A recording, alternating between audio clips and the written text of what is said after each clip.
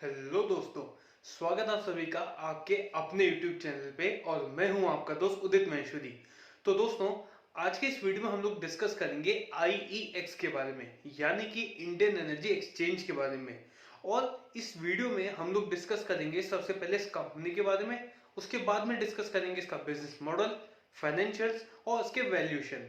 तो अब अगर हम लोग सबसे पहले इस कंपनी के बारे में बात करें, तो यहाँ पे IEX जो है वो इंडिया का पहला और लार्जेस्ट एनर्जी एक्सचेंज है, जिसके ऑपरेशन साल 2008 के अंदर स्टार्ट हुए थे।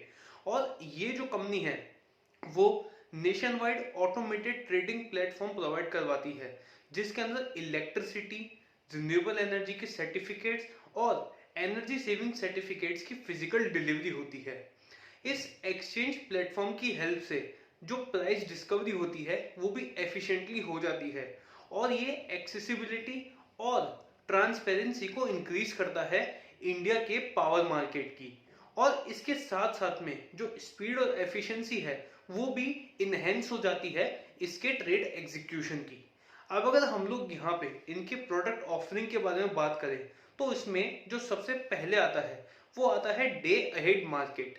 अब डे अहेड मार्केट के अंदर जो फिजिकल इलेक्ट्रिसिटी है उसका ट्रेडिंग मार्केट है ये बेसिकली।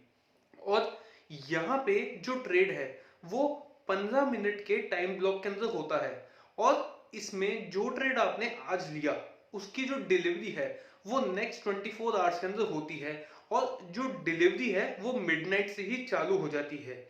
इसके बाद में यहाँ पे जो प्राइस और क्वांटिटी जो डिटरमाइन होती है वो double sided closed auction bidding process के थ्रू होती है। अब इसके अंदर जो वॉल्यूम्स ट्रेड हुए थे फाइनेंशियल ईयर 2019-20 के अंदर वो थे 49,112 मिलियंस। लेकिन अगर आप इसको कंपेयर करेंगे 2018-19 के जो इनके वॉल्यूम्स थे, तो यहाँ पे ईयर ऑन ईयर बेसिस पे 2% का जो डिक्लाइन है वो यहाँ पे आया है। अब अगर हम लोग नेक्स्ट प्रोडक्ट की बात करें तो वो आ जाता है टर्म अहेड मार्केट। अब इस सेगमेंट के अंदर एक अच्छी खासी प्रोडक्ट की रेंज है कंज्यूमर्स के लिए।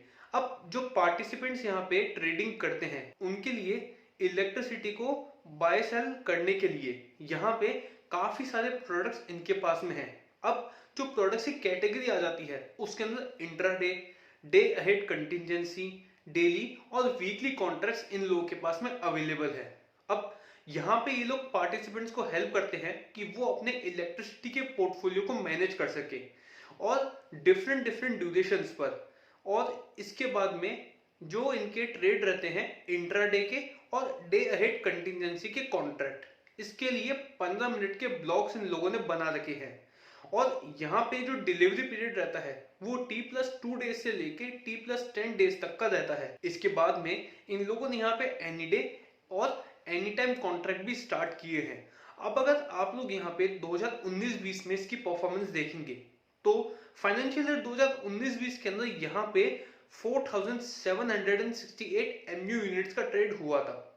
और अगर इसको कंपेयर करेंगे पिछले साल के परफॉर्मेंस से, तो पिछले साल 2105 MU यूनिट्स का ट्रेड हुआ था, यानी कि यहाँ पे लोगों ने अच्छी खासी ग्रोथ दिखाई है। अब दोस्तों, आगे बढ़ने से पहले अगर आपको ये वीडियो पसंद आ रहा है तो प्लीज इस वीडियो को लाइक जरूर करें, ताकि YouTube एल्गोरिथम इस वीडियो को और भी लोगों तक पहुंचा सके। और साथ ही में प्लीज इस वीडियो को शेयर भी कीजिएगा और चैनल को भी सब्सक्राइब करना ना भूलें। तो अब अगर हम लोग आगे डिस्कस करें तीसरे प्रोडक्ट के बारे में, जिसका नाम है रियल टाइम मार्केट। अब ये जो सेगमेंट है ये इनका एक नया सेगमेंट है जो उन्होंने अभी रिसेंटली यानी कि 1 जून 2020 को ही लॉन्च किया था। अब इसके अंदर हर हाफ एन आवर के अंदर एक नया ऑक्शन का सेशन जो है वो स्टार्ट होता है, जिसके अंदर पावर की डिलीवरी होती है 4 ब्लॉक्स के अंदर।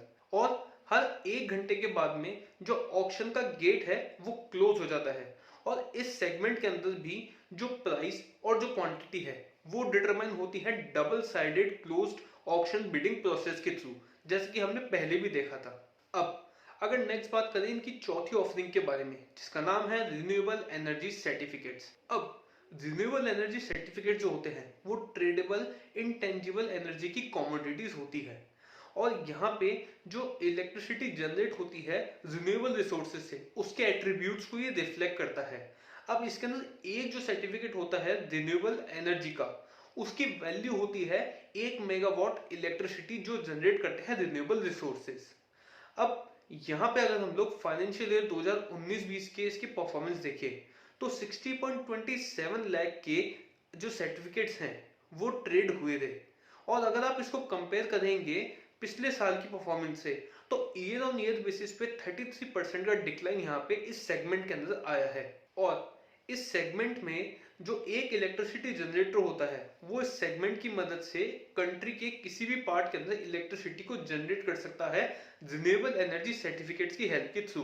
अब अगर हम लोग इनके पांचवे और लास्ट इनके प्रोडक्ट ऑफरिंग की बात करें तो वो हो जाते हैं एनर्जी सेविंग सर्टिफिकेट्स। अब एनर्जी सेविंग सर्टिफिकेट्स उन लोगों के लिए बनाए गए हैं, उन कंज्यूमर्स के लिए जो कि एनर्जी इंटेंसिव इंडस्ट्री और उनके रिलेटेड जो सेक्टर्स हैं वहां से आते हैं। अब इन सर्टिफिकेट्स की हेल्प से ये जो कंपनी है ये इन इंडस्ट्रीज को इनका एनर्जी कंजम्पशन को रिड्यूस करने में हेल्प करती है और इन अकॉर्डेंस उनके स्पेसिफाइड टारगेट के हिसाब से।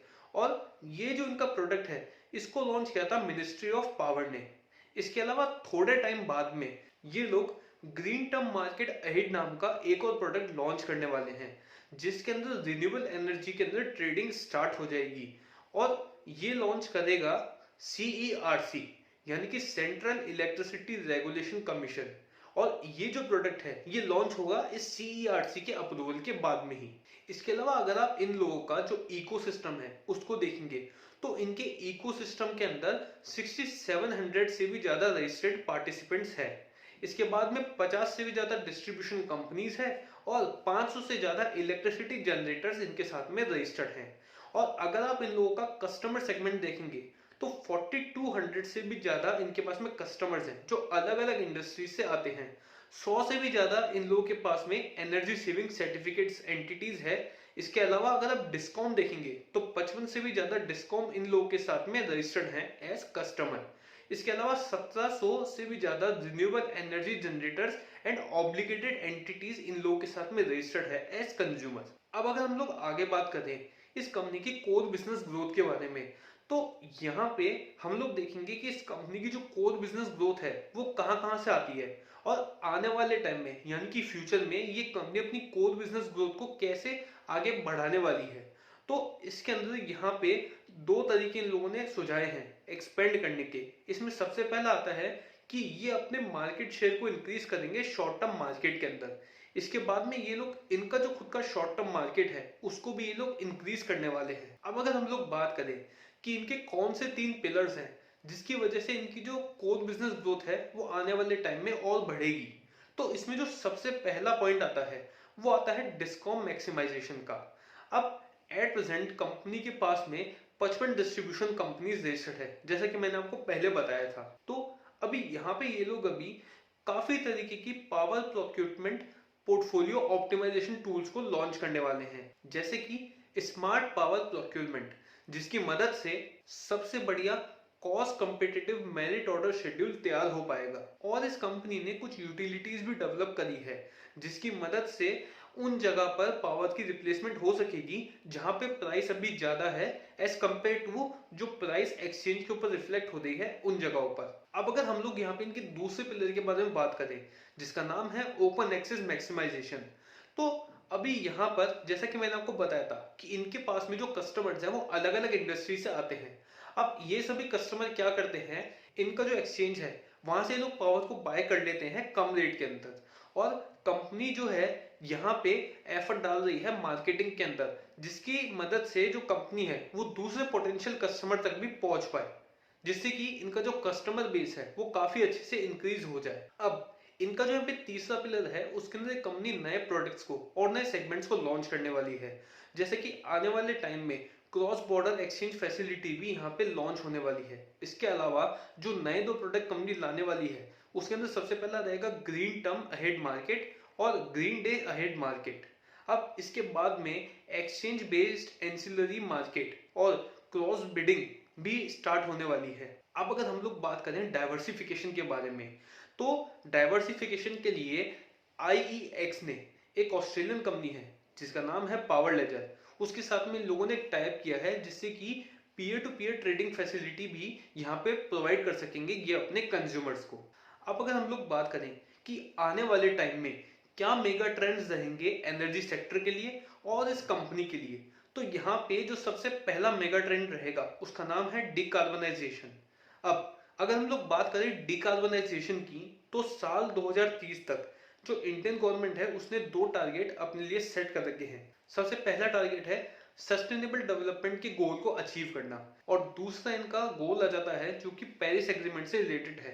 अब यहाँ पे 2030 तक ये लोग इनकी जो इंस्टॉल्ड पावर कैपेसिटी है टोटल, उसमें से 40% को ये लोग नॉन फॉसिल सोर्सेज से जनरेट करेंगे, यानी कि 40% तक की इलेक्ट्रिसिटी जो जनरेट होगी वो नॉन फॉसिल सोर्सेज से होने वाली है 2030 तक। और जो यहाँ पे फ्यूचर में टारगेट्स रखे गए हैं वो रखे गए हैं साल 2022 तक 175 गीगावाट, और साल 2030 तक ये टारगेट रखा गया है 450 गीगावाट का। अब अगर हम दूसरे मेगा ट्रेंड की बात करें तो उसका नाम है डिसेंट्रलाइजेशन।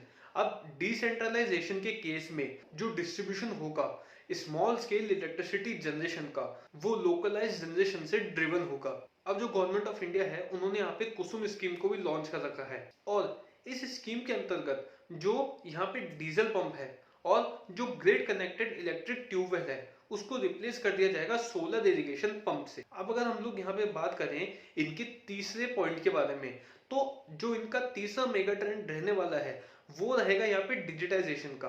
अब अगर हम लोग यहाँ पे बात करें डिजिटाइजेशन के बारे में, तो जो डिकार्बनाइजेशन और डिसेंट्रलाइजेशन रहेगा उसके अंदर ये इन दोनों को ही हेल्प करने वाला है, क्योंकि यहाँ पे जो इन लोगों को फोकस इंक्रीज करना होगा इन दोनों चीजों को अचीव करने के लिए, वो उसके लिए इन लोगों को करना पड़ेगा ऑटोमेशन और टेक्नोलॉजी पर, जिससे कि जो जनरेशन, ट्रांसमिशन और डिस्ट्रीब्यूशन है इन तीनों की जो सप्लाई चेन है उसको इन लोगों को स्ट्रॉन्ग करना होगा। और इसके अलावा इस सेक्टर के अंदर IoT based application, smart meters और स्मार्ट ग्रिड टेक्नोलॉजीज भी लॉन्च होने वाली है आने वाले टाइम में। अब अगर हम लोग यहाँ पे चौथे मेगा ट्रेंड की बात करें जिसका नाम है डेमोक्रेटाइजेशन, तो अब डेमोक्रेटाइजेशन जैसे कि नाम से आपको लग रहा होगा डेमोक्रेसी से रिलेटेड है, तो अब यहाँ पे जो पावर रहेगी, इकोनॉमिक पावर, वो रहेगी कंज्यूमर के हाथ में। तो अब यहाँ पे कंज्यूमर क्या कर पाएगा वो जानते हैं। तो अब जो यहाँ पे कंज्यूमर है वो ये तय कर पाएगा कि उसको जो है किस सप्लायर से एनर्जी की सप्लाई लेनी है, किस रेट पे लेनी है, उसका कलर क्या रहेगा और सप्लाई का टाइम क्या रहेगा। तो ये सभी चीजें जो हैं वो डिसाइड कर पाएगा कंज्यूमर खुद। तो यहाँ पे कंज्यूमर एम्पावरमेंट के लिए इसके अंदर काम होने वाला है। तो अब ये जो मेगा ट्रेंड्स है इसकी वजह से यहाँ पे सेक्टर के अंदर एक ट्रांसफॉर्मेशन आएगा, और यहाँ पे अभी जो सिस्टम है वो सेंट्रलाइज्ड जनरेशन, ट्रांसमिशन और डिस्ट्रीब्यूशन का है, और उससे ये शिफ्ट होके चला जाएगा एक ऐसे सिस्टम पे जो कि इंटीग्रेट करेगा डिस्ट्रीब्यूटेड जनरेशन को, सप्लाई चेन ऑटोमेशन को और लो कार्बन टेक्नोलॉजीज को भी। और इसके अलावा ये लोग यहाँ पे कुछ ऐसे डिजिटल प्रोडक्ट्स को भी लॉन्च करने वाले हैं जिसकी वजह से पावर का जो फ्लो है वो और बेटर होगा, और वो जो पावर है वो एंड कंज्यूमर तक भी पहुंच जाएगी। तो दोस्तों ये तो था हमारा पार्ट 1 आईईएक्स के बारे में, लेकिन पिक्चर अभी बाकी है दोस्तों, क्योंकि इसके सेकंड पार्ट के अंदर जो कि बहुत ही इंपॉर्टेंट रहेगा उसके अंदर हम लोग बात करेंगे फ्यूचर के अंदर क्या क्या ट्रिगर्स रहने वाले हैं इस कंपनी के लिए, और गवर्नमेंट के रूल्स एंड रेगुलेशन जो है वो इसके लिए कितने आसान है या कितने मुश्किल, और आने वाले टाइम में उसके अंदर क्या क्या चेंजेस आने वाले हैं। इसके अलावा हम लोग बात करने वाले हैं फाइनेंशियल्स और वैल्यूएशन के बारे में, और साथ ही साथ हम लोग ये भी देखेंगे कि क्या हम इस कंपनी में निवेश करना चाहिए या नहीं करना चाहिए। तब तक के लिए धन्यवाद।